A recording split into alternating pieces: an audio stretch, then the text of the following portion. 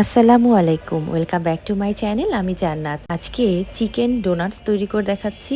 খুব সহজভাবে তৈরি করে দেখাবো, আর এটা কিভাবে আপনারা ফ্রোজেন করে রাখতে পারবেন 3 থেকে 4 মাসের মতন, সেটারও টিপস থাকবে আজকের এই রেসিপিতে। আশা করছি আজকে ভিডিওটি সবার ভালো লাগবে। তাহলে কথা না বাড়িয়ে চলুন শুরু করা যাক। কি লাগছে এখানে আমি 1/3 কাপ পরিমাণ হাড়ছাড়া মুরগির মাংসটাকে ব্লেন্ডার জারে ব্লেন্ড করে নিয়েছিলাম, আর 2টার মতো আলু, 1/3 কাপ পরিমাণ আলু সিদ্ধ করে নিয়েছিলাম, আর গাজর কুচি নিয়ে নিয়েছি প্রায় 1/4 কাপের মতন। পেঁয়াজ পাতাগুলোকে কুচি করে 1 টেবিল চামচ পরিমাণ নিয়ে নিয়েছি। পেঁয়াজ কুচি নিয়েছি 2 টেবিল চামচ, কাঁচামরিচ স্বাদ মতো, আর এখানে ধনে পাতা নিয়েছি স্বাদ মতো, আর এখানে দিয়ে দিচ্ছি 1/2 চা চামচ পরিমাণ আদা রসুন বাটা, 1 টেবিল চামচ পরিমাণ টমেটো সস। এখন সবগুলো উপকরণ খুব ভালোভাবে মিশিয়ে নিচ্ছি। তো সবগুলো উপকরণ খুব ভালোভাবে মেশানো হয়ে গেলে এর ভিতরে স্বাদ মতো লবণ দিয়ে দিচ্ছি, আর অ্যাড করবো এখানে সামান্য একটু গরম মশলা। এখানে 1/2 টেবিল চামচ পরিমাণ গরম মশলার গুঁড়া দেওয়া হলো। এখন সবগুলো উপকরণ আবারও খুব ভালোভাবে হাত দিয়ে চটকে নিচ্ছি। তো এখন আপনার পছন্দ অনুযায়ী শেপ দিয়ে নিতে পারেন। আমি প্রথমে রাউন্ড শেপ করে আলুর চপ যেভাবে বানাই সেভাবে করে আমি শেপ করে নিয়েছি। তো এভাবে করে প্রত্যেকটা বানিয়ে নিচ্ছি।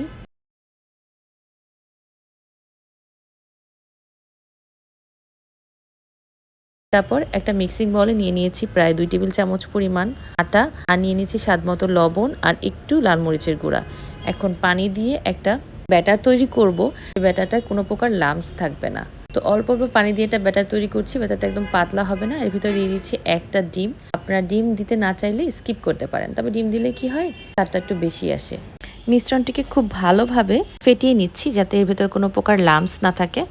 এখন আমরা যে কাবাব শেপ করে রেখে দিয়েছিলাম, একটা একটা করে কাবাবের শেপটাকে নিয়ে জাস্ট ডিমের ব্যাটারের ভেতরে কোট করে আমি ব্রেড ক্রামের ভেতরে কোট করে নিচ্ছি। এই ব্রেড ক্রামের রেসিপি কিন্তু আমার চ্যানেলে অলরেডি দেওয়া আছে। আপনারা যারা দেখেছেন তারা তো জানেন যে মাত্র 20 টাকা দিয়েই 250 গ্রামের মতন ব্রেড ক্রাম তৈরি করতে পারবেন ঘরে বসে, আর সংরক্ষণ করতে পারবেন 3 থেকে 4 মাসের মতন। আর যারা এখনো দেখেননি তারা চাইলে আমার চ্যানেলে ঘুরে দেখতে পারেন। আমি ডেসক্রিপশন বক্সে এর লিঙ্কটাও দিয়ে দেবো। তো ডোনাটের শেপ করে আমি কিছু তৈরি করছি, আর কিছু কাবাবের শেপ করে তৈরি করছি। এটা কিন্তু চিকেন কাবাবও বলা চলে, তো আবার চিকেন ডোনাটও বলতে পারেন। ডোনাটের শেপ দিলে হয় কি, বাচ্চারা খুব পছন্দ করে আলু, গাজর, পুষ্টিকর এই চিকেন এবং স্ন্যাক্সটা খেতে খুব পছন্দ করবে। তো চিকেন এই ডোনাটগুলো আপনারা সহজেই বাসায় তৈরি করে সংরক্ষণ করতে পারেন 2 থেকে 3 মাসের মতন ডিপ ফ্রিজে। তো আমি এভাবে শেপ দিয়ে নিয়েছি। কাবাবের শেপ বেশি দিয়েছি আর ডোনাটের শেপ কয়েকটা দিয়েছি। এখন এটাকে আমি এরকম প্লেটে করেই ডিপ ফ্রিজে রেখে দেবো প্রায় আধা ঘন্টার মতন।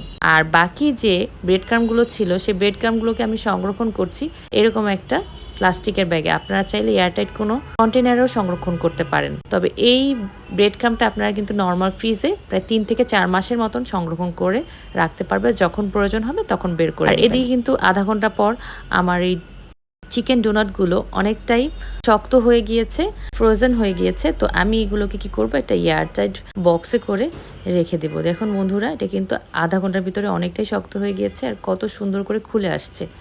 আমি একটা এয়ারটাইট বক্সে এটাকে সংরক্ষণ করছি, আর কিছুটা আপনাদেরকে ভেজে শেয়ার করে দেখাবো যে কেমন হয়েছে ভেতরটা। তো এইগুলোকে আপনারা সংরক্ষণ করে খেতে পারবেন প্রায় 3 থেকে 4 মাসের মতন ডিপ ফ্রিজে অনায়াসে। বাচ্চাদের টিফিনে বা স্ন্যাক্স তৈরি করতে সকাল বিকালে আপনারা কিন্তু এই চিকেন ডোনাটসগুলো বা চিকেন কাবাবগুলো দিয়ে দিতে পারেন। তো যখন এটা ভাজবেন তার 10 মিনিট আগে থেকে ফ্রিজ থেকে বের করে রাখবেন, তাহলেই জাস্ট ভেজে নিলেই হবে।